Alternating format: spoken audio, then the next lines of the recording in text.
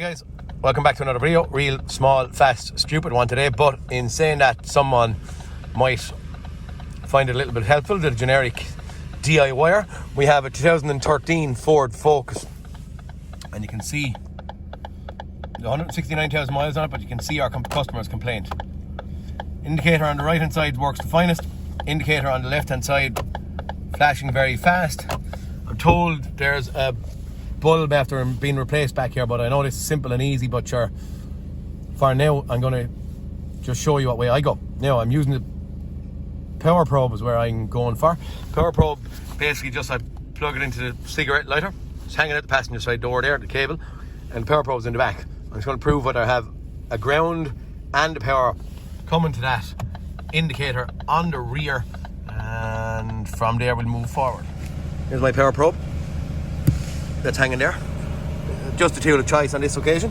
There's two little thumb screws, I'm going to call them. Thumb screws, two, one sitting in there, in there, and one sitting up here. Taillight is hanging out, hanging in, and we can see, whoop. I don't know if you can see that, but our indicator is on at this point in time and flashing fast. No go.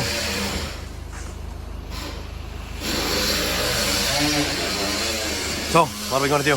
Get in here and have a look and just see what the story is. I'm told that that has been replaced. I sit my power probe in a kind of an easy viewing place.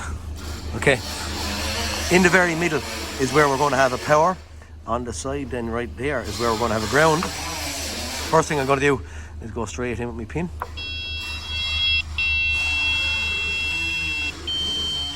That means that we're getting power. I'm going to touch off the actual ground on the side. You see that, can you? I don't have a ground. That'll turn green and go to dead zero if I have a ground. So we have a ground fault or issue in here. What's my port call? Port call, I suppose, will start heading out the wire to see where we are. Have we got a ground on some of these ones, or what be the story? I'll back probe. Let's see, back probe on these. Let's see. Sorry about the noise in the background. Let's. Oop. Can I get it in one hand? Can. Okay.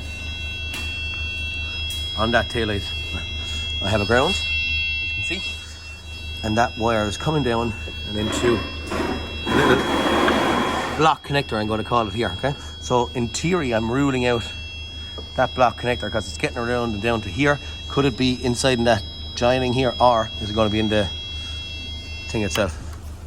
There, I'll stick that around somewhere just to hold it. I'm going to back probe that.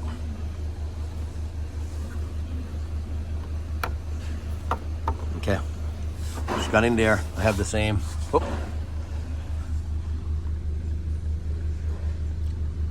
That's not on the power feed now, that's on the ground, okay? Just going to see where we're losing this ground. Okay, I just back probed that ground wire coming in, that is in that block connector. And while I was in there looking, that's our ground heading to that. It's really simple. Well, it's actually kind of crappy all the way in. Actually, they're all kind of crappy. Yeah, I can see that one, look, is not great there, and that's going for, I don't know what that light is. Probably a brake light or a fog light or something like that. So all these wires are kind of shoddy. What I'm going to do, could replace the loom. Nice, handy, fast, easy one for someone. Don't know if it's sold separate to the light, but for now what I'm going to do is I'm going to do a repair on it and get it resolved. So that's as simple as it is. Easy. I'm assuming that it's easy. I thought that might pop apart here. That did. Oh look, it's actually in a different spot. Where the wire was damaged isn't the actual problem. It's actually just a little bit further out. If the insulation is intact, the wire will look intact, but just give a tug on it and they'll break and pop apart. Tidy up in these.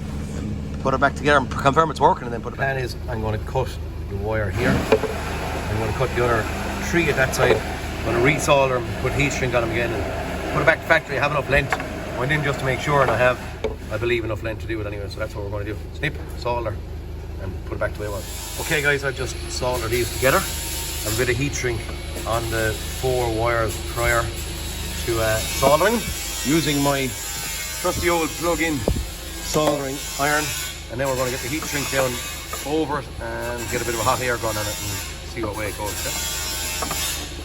It got a little bit melted on the nose where I was soldering.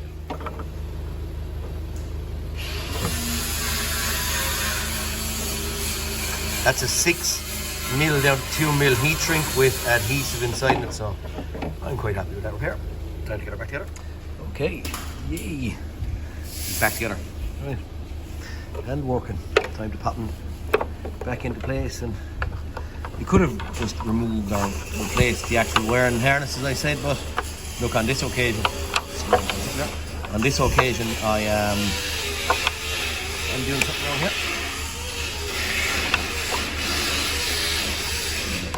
On this occasion I didn't think it was the right, well, speed. That's all I'm doing that for, okay? Okay guys, that's it for this one. Simple, easy one. You may be thinking nothing, no one wants to see it, but what am I doing? All I'm doing is, sometimes the DIYers might hit this problem, not know what's wrong, and you know, be able to see pretty fast, pretty visually that the little wire damaged.